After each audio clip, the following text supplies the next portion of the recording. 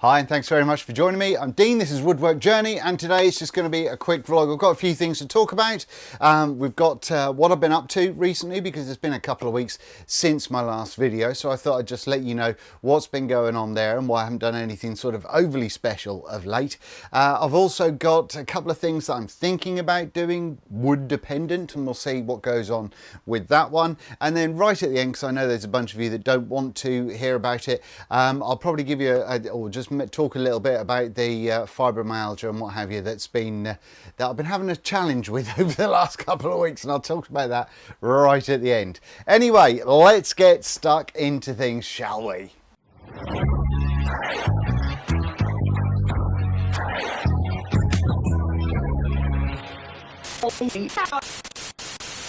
So it's been a couple of weeks since the table saw dust collection video, and I've got to say that has been going really well. I've really enjoyed it the few times that I have used it, but I haven't been out here as much as possible because making that video and lifting around or getting this 80 kilo table saw around was a bit of a challenge. Now, I used to be a power lifter back in the day, but obviously I've got a crumbling spine now and various other things, so it got me out of action, so for basically the last 2 months, even though I had help with it. So like I say, I'll talk about that at the end, but the dust collection actually seems to be working really well. When I gave it a little sort of boot up earlier on today, when I came out to tidy up the workshop, something weird happened, and there was a kind of a rattle on the blade. Now what was happening is I checked to see if the blade was kind of wobbling, and it wasn't, but I did notice that underneath and inside this whole area down here, I'll show you a picture right now, but something very odd was happening. And once I took the blade off, I saw that this nut, or this bolt rather, that was holding on the main pulley wheel was actually unscrewed. So that was slightly tapping on the blade and making it sound weird. And also it meant that it took forever to slow down. Now, happily, it slows down a lot quicker again, like it should do. But yeah, that could have been particularly unpleasant, I imagine. So I would say the takeaway from that is if you do mess around and do things on your table saw, do make sure that you check all the parts going on, because I think that had been rattling for a while and I wasn't quite sure why. But yeah, because I took the blade, the sort of the underguard off, that exposed it, and I was able to see it and fix it. But yeah, check these things, because that might have been a bit iffy. We've also got this rather splendid and fabulous knife that I made. I'll show you a little close-up of this. But yeah, this was an old knife in the kitchen that the handle was knackered. It was just a cheapie, but the handle was knackered and it wasn't really kind of any use in there. So I decided I was going to bring it outside into the workshop and make a new marking knife from it. Now, a marking knife is only beveled on one side. That means the flat side you can have directly up against whatever you're measuring from. And the blade was just too big. So what I did was I ground down the teeth, I then reshaped the blade, I then did all of that sort of stuff, and I used an old kitchen blade because why not? But also it meant that I didn't have to harden anything. It meant that I didn't have to worry about trying to cut out steel from an old saw blade or something like that. And because I haven't got a grinder, I've managed to break my grinder. If anyone sees an Erbauer cordless grinder, the XR stuff to go with the rest of my Erbauer gear, and then someone wants pennies for it, let me know, because I need one. So I did it all pretty much by hand, and then I used some Meranti or something like that for the handle there, and then the pins that went through it came from a bolt that I cut apart and then hit with a metal hammer very hard. And I also used some super glue and bits and bobs in there as well. Ideally, I would have made it from a high carbon steel. I would have heat treated it. I would have done all of the full mashings with it.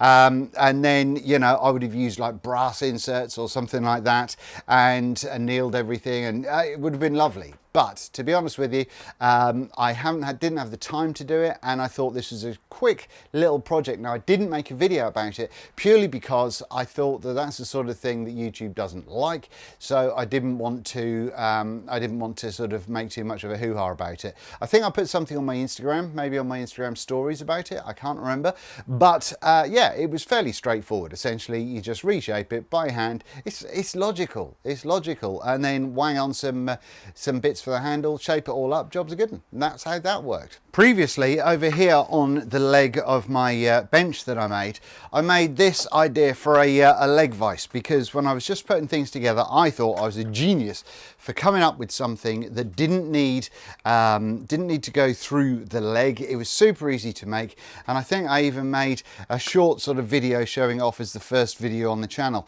And yeah, all it is well, it's fairly self-explanatory really. Got some handles on a couple of nuts that are locking a thread all the way through, going through that piece right there. That's M12, I think. And yeah, there's a couple more nuts set in a piece of wood that I screwed to the back of the leg. That all goes in. And it worked brilliantly as a leg vise, but the problem was, because I was using regular M12, it's a lot of threads to be going over, and I had to sort of bend down to do it, and I had to use both sides of it and all that sort of stuff, which didn't do my spine any favours, so that kind of sucked. So it was time that I made a change, and that's where this puppy came into existence. This thing here is a 1940s, I think, Parkinson Perfect 15 vise, made in England, and it's a beast. I bought it last year before I made this actual bench, because I was going to attach it and had the genius idea of using the leg vise instead. So I came in, and over the course of a few days I took the paint off this. It was a real thick green kind of angry looking paint, and then I used a rotary brush on the end of a drill, took all the paint off, got everything off, and gave it another coat of silver direct to rust hammerite, and here we have it. We have a sort of a repainted vise. It was great to see that these brass screws actually were brass rather than the sort of the green that they were to start with. I thought that was a lovely feature. But yeah, so all hammerited up, jobs are good, and serviced everything on the inside, managed to mount it to my bench, which was another absolute back-breaking job. The problem was on the quick release, which is here. This is something that someone has tried fixing in the past as well, and I've got a spring underneath the back. So there's basically a collar that goes onto the main thread, which when you pull this in, that then detaches the collar from the thread and allows you to pull the jaws out. Now obviously that's not working on this one. It does occasionally, but not regularly, and the reason for that is there's a broken section off it. I'm pretty sure it's not the sort of thing I'm going to be able to get spares for, but because of that lock, it also means that it doesn't always go into where it should go to get itself kind of all into gear. So occasionally we'll have to hold that out and then do that kind of thing, and that's properly locked in place now. Now the other thing that's going on, because I serviced the vise and found these broken sections, my bench is now absolutely minging. It's covered in grease and Christ knows what, you know. It's an absolute nightmare. Now I don't baby the things that I make or that I use or that I have, because the bench, much like everything else, is a tool, so it gets used as a tool. So I'm not overly precious about trying to keep everything clean and lovely. However, I think I might just run the sander over it, might even make a quick video about it, just using the sander, tidying things up a little bit, giving it a bit of a spruce up, just in case anybody else kind of has that kind of idea as well. Just, I don't know, might be useful for someone. But yeah, that needs to be done because this is covered in grease and nastiness, and I do want to start making things that are nice, and I don't want to put them on a greasy, gluey, nasty mess of a bench. Another thing that I've done this morning, other than just doing a tidy up, is very childish, so you know, don't have a go at me about this one, but with my blast gates on my system behind me, I didn't know if they were open or closed just to look at them, and they were too kind of tight fitting to paint or anything like that, and there were a million ways I could have done it. But what I've actually done is, if you're properly eagle-eyed, you might see that I've got oh, where is it? Up there? No, that way. I've got some googly eyes. There's some blue googly eyes on that one. There are some yellow googly eyes up there on that one. Pink ones over here, and they're all on my blast gates. Anyway, because that's a grown-up thing to do. And because you need them on your belt sander as well. and I'm a child. Anyway, so that's something that I've done today. But okay, so what else have we got going? Oh, I'm using a new cheap microphone as well, so I'm hoping that is going to have come in useful and be better audio than of late. So hopefully that's helpful. Now then, what else have we got going on? Because I put the vise on the bench, obviously I need to fix that one, but that might be out of my control for the time being. But what I do want to do is underneath I've got a terribly naff set of drawers. I made these drawers when I had absolutely no idea what I was doing, and it quite clearly shows. But I'm not saying that I'm a major drawer maker now, but these are quite horrific. And there's a lot of stuff that tends to go in here that I do use quite a lot. And one of the things that I've realized is that this whole space under here tends to get kind of just dumped. Stuff gets dumped under there, and it's just all a bit of a nightmare. So I would like to make a full unit covering that whole space with, you know, 2 rows of 3 drawers maybe going top to bottom. So we'll have to see if I can do that. If I've got the wood for it, we'll take it from there. But you know the prices of wood in this day and age, especially things like plywood, so that may or may not happen. I'm gonna have a look and see. I've got to sort out my wood store because it's looking a mess. You know, let me show you my shame. See, I made all that and I thought I was going to be super useful and have everything to hand. Turns out, no, absolute nightmare, just crap everywhere. And I think I've got mostly just thin plywood there. This is a lot of Meranti and things like that. I've got some Douglas fir that came out of some old doors, and I've got some manky old OSB and, like I say, some thin ply, but I'm going to have to dig all of that out to see what I can use. There is usable stuff in there, but yeah, it's just one of those things of getting to it, and I don't think, ideally I'd like to make it out of 18 or 12 mil ply, and I'm pretty sure I don't really have enough to do that. So we'll have to see. I might budge it, but I might not. But yeah, so that's what I've been up to of late, and one of the things that I'd like to do. Every time I talk about these sort of things, I come up with a bunch of ideas for videos that I want to do, and they're all still in my head. There's so many that I want to do still, and more all the time. But yeah, I didn't do a video about the Vice refurb because, quite frankly, I had absolutely no idea what I was doing, more so than usual. So I didn't want to kind of mislead people on the process of doing that or fitting it into the bench, because I didn't do the best job, to be fair. but it's in there, you know. Like I say, it's just unfortunate that the part that controls the quick release is broken, but you know, we'll see what I can do about that. Otherwise, yeah, I think the only thing that I just wanted to talk about is just an awareness thing. I mean, fibromyalgia is something that I've suffered from since 2001, I think 2002, something like that, and it's it gets progressively worse. I've also got ankylosing spondylitis and collapsing discs in my spine. So yeah, it's a bit problematic, and unfortunately it means that sometimes I do end up needing to have, you know, a week's rest, or sometimes I just literally can't get out of bed. I've been dropping things all over the show this morning because my hands are really not working very well, and yeah, unfortunately it's just one of those things. So it means that I don't get to film the regular level of content that I'd like to, and it's deeply frustrating because there's so much I want to do. But yeah, it just means that I've got to do more. But I guess I just wanted to, because if you suffer from chronic illness or any kind of challenge, then I think it's very easy, especially on the down days, especially on the days where you have to rest because you've got no other choice.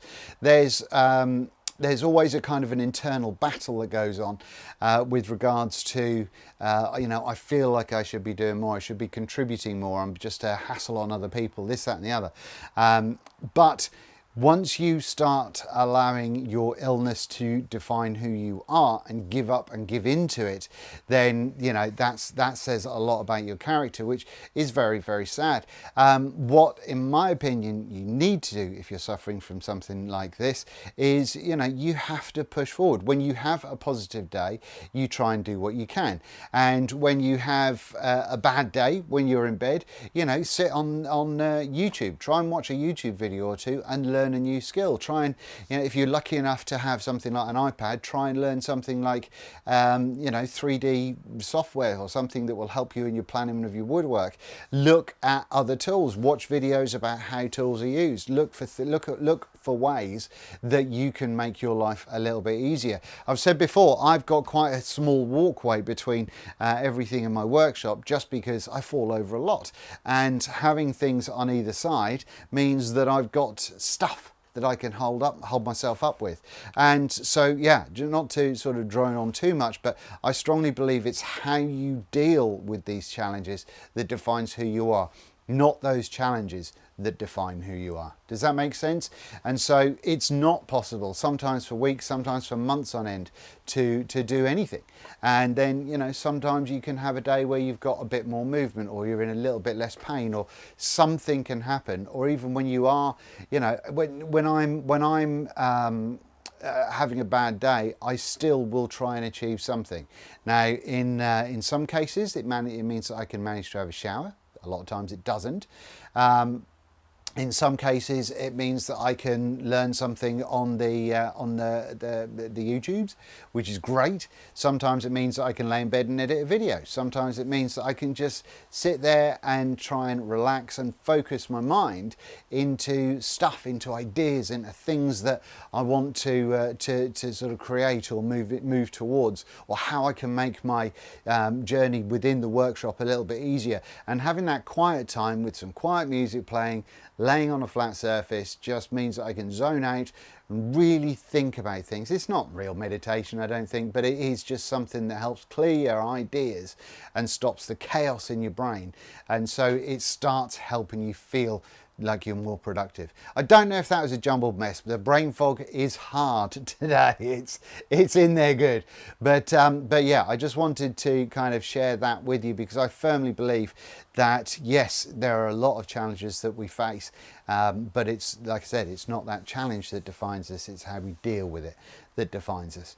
And I think that hopefully no one was deeply offended by that, and you just got to do what you can do. Anyway, moving on. So that's it. It was hopefully a quick one. We'll have to see when I get to editing, but I showed you my new swishy knife, which is good. I showed you my googly eyes. I showed you things like that. And also I wanted to highlight the importance of checking things like the mechanical aspects of stuff like table saws. And yeah, hopefully we'll be getting to make some, I really do want to make some nice stuff soon, because I just make a lot of shop furniture at the minute and it's very frustrating, but it's all stuff that I've needed to continue my journey as comfortably as I can. So I hope you're all sticking with me on that one, and thank you so much to all the new subscribers that have come on board. If you did enjoy this for whatever reason, then please make sure that you do subscribe. And on days where I can't do stuff, or on weeks where I can't do stuff, much like the last week that's just gone past, hopefully if I can throw out a little kind of short or something like that now and then, it's just something to keep you entertained. But thank you very much for everything. I don't know what I'm saying. I'm going now. Have a great weekend and a great week. Bye.